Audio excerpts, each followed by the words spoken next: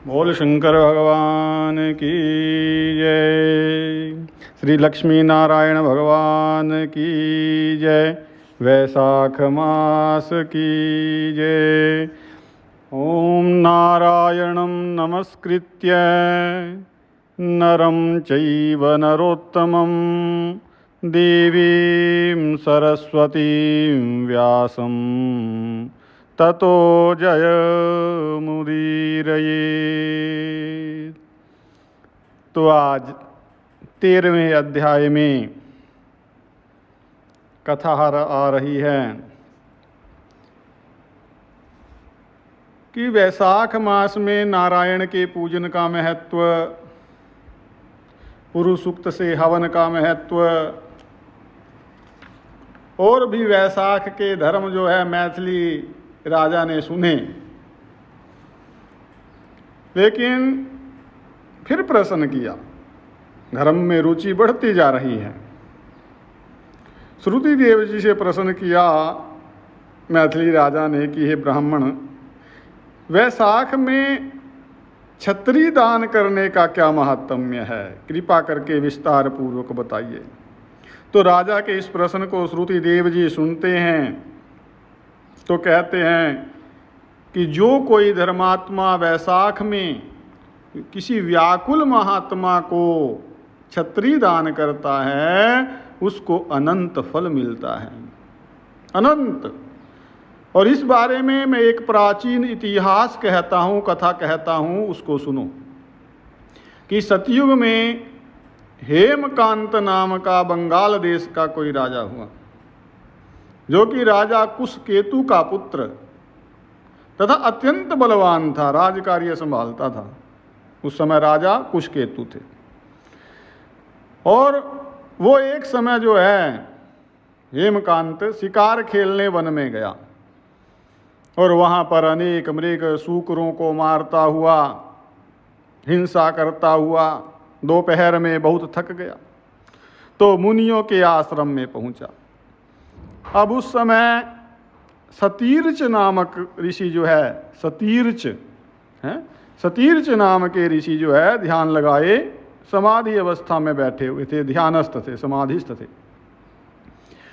तो उसको ये भी मालूम नहीं हुआ, यानी कि ऋषि जी को, उनको ये भी मालूम नहीं हुआ कि आश्रम में कौन आ रहा है, कौन जा रहा है। वो तो निश्चिंत बैठे थे।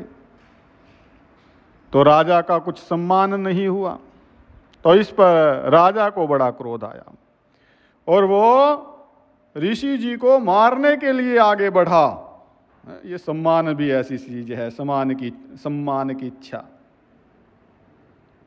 अगर ना हो तो क्रोध आ जाता है। ऐसे तो कोई भी इच्छा है यदि पूरी नहीं होती तो वही क्रोध का कारण बनती है। तो इसीलिए इच्छाओं को कम से कम रखना चाहिए। तब जो है ऋषि के शिष्यों ने उसे रोका और कहा कि अरे दुर्बुद्धि, सुन, हमारे गुरु तो समाधिस्थ हैं, उनको तो ये भी नहीं पता कि बाहर क्या हो रहा है, तो इसलिए उन पर क्रोध करना उचित नहीं है। तब राजा और क्रोधित हो गया कि ब्राह्मणों, मैं थक गया हूं, तुमने मेरा अतिथि सत्कार नहीं किया। तब शिष्यों ने कहा कि हम तो गुरु के अधीन हैं, गुरु जी जैसा कहते हैं वैसा कर लेते हैं। शिष्यों का ऐसा प्रत्युत्तर सुना राजा और क्रोधित हो गया। क्रोध में वैसे भी अच्छी बात भी बुरी लगती है, कुछ समझ नहीं आता। तो अपना धनुष उठा लिया, कहने लगा कि मुझसे दान लेकर के, मेरा अन्न खा करके मुझको ही शिक्षा देते हो। ऐसे कृतघ्नों को अवश्य मारना चाहिए। इतना कह करके राजा उन पर बाण चलाने लगा। तो इसी से वो शिष्य भयभीत होकर के भागने लगे। राजा के सैनिकों ने उनको चारों तरफ से घेर लिया और राजा ने इतनी हिंसा की कि उनमें से 300 शिष्यों को मार दिया। ओहो, बाकी डर के मारे भाग गए। जब आश्रम में कोई नहीं रहा तो सैनिकों ने आश्रम की सब वस्तुएं लेकर के खूब भोजन किया। सायंकाल राजा जब अपने घर पर आया और उसके पिता कुशकेतु को जब ये वृतांत ज्ञात हुआ, उसने सुना, तो बहुत दुख हुआ। कुशकेतु ने अपने उस पुत्र की बहुत निंदा की और उसको घर से बाहर निकाल दिया। अब देखिए, ठीक है, कर्मों का फल मिलता है, पापों का भी मिलता है कभी ना कभी जरूर, पुण्यों का भी मिलता है, लेकिन जो महापातक होते हैं, महापाप होते हैं, उनका जो फल है जल्दी ही मिल जाता है, बहुत जल्दी मिल जाता है, उसमें देर नहीं लगती महापातकों में। अब कहाँ तो राजपाट संभाल रहा था सब कुछ राजा, और कहाँ जो है उसके पिता ने उनको निकाल दिया घर से, महलों से, और जंगलों में पहुंच गया। सब कुछ छूट गया, राजा से कंगाल हो गया, पिता ने त्याग दिया, हेमकांत वन में गया, जंगलों में घूमता रहा व्याकुल होकर के इधर उधर, और ब्रह्म हत्या जो उसने की थी वह उसको सताने लगी। तो इस प्रकार उस दुरात्मा को फिरते हुए 28 वर्ष बीत गए, 28 वर्ष जंगलों में खाक छानता रहा। अब देखो, राजा बना था, ये तो पाप का फल है, 28 वर्ष तक भोगता रहा। अब राजा बना था, कुछ तो पुण्य किया था, कुछ तो पूर्व जन्म के पुण्य थे जिस कारण से कि राजा के घर में जन्म हुआ था और राजपाट तक संभालने लगा था। तो एक दिन जो है कोई उसका पुण्य पूर्व का उदय हुआ, और त्रित नाम के ऋषि जो हैं, क्या नाम बताया? त्रित नाम के ऋषि वैशाख मास में तीर्थ यात्रा करते हुए उस वन में आए और धूप से व्याकुल होकर के, मूर्छित होकर के पृथ्वी पर गिर पड़े। इतनी धूप थी।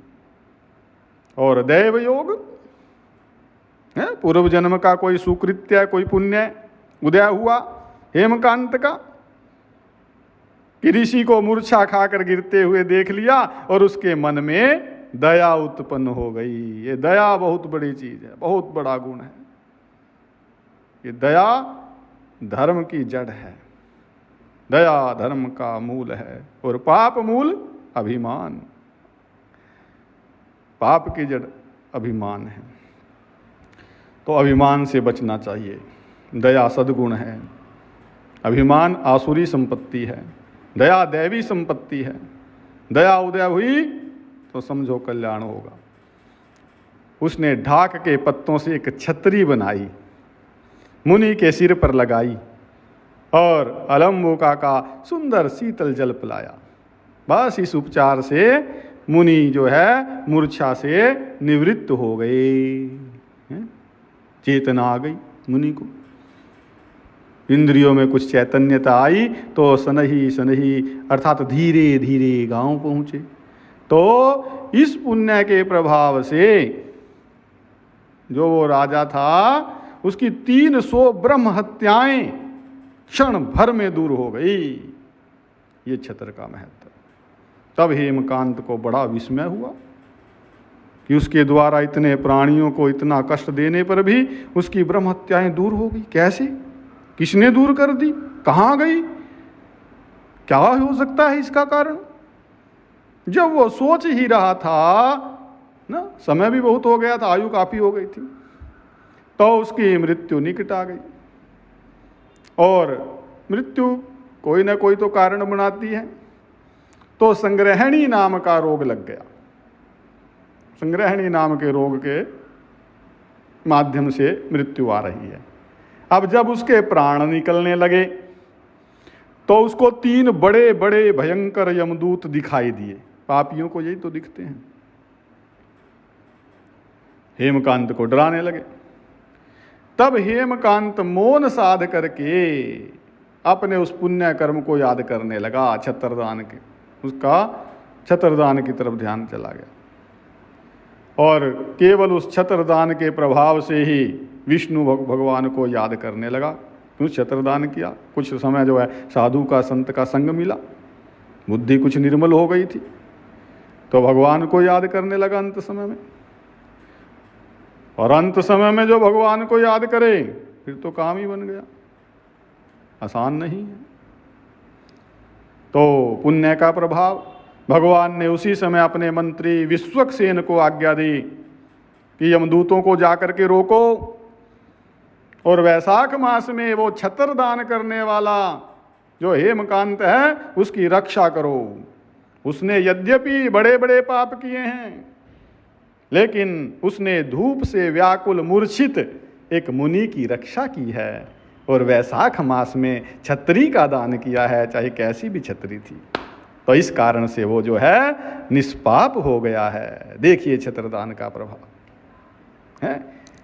तब राजा पूछने लगा आगे कि हे ब्राह्मण, वैशाख मास के धर्म तो अति सुलभ है, बड़े आसान हैं, तो अनेकों पुण्यों को देने वाले हैं जो भगवान को प्रसन्न करते हैं। मैं तो और भी इनके बारे में सुनना चाहता हूं। तो आगे और बड़ी दिव्य एक कथा आ रही है इक्ष्वाकु वंश के राजा नृग की, जो वैशाख मास के महात्म्य को ही